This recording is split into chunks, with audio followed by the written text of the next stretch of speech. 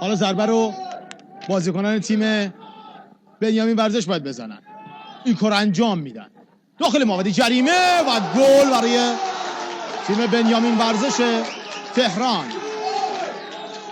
ضربه خطا رو بلافاصله میزنه طالبی، به چپ میبره، آفساید هم نیست.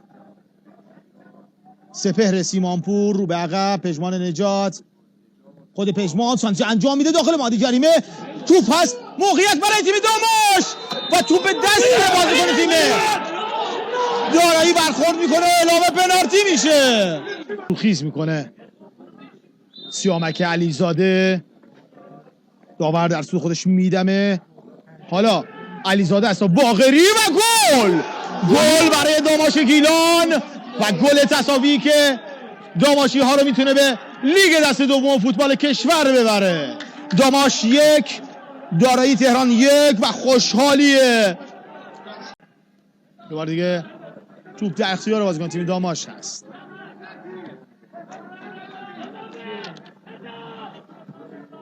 آرمان شکوری به چپ میبره، آرمان ببینیم از این توپ چگونه استفاده میکنه. داماشی های شوت و گل دوم، گل برای داماش گیلان. و چه کسی این گل رو میزنه؟ مهرگان گلبر.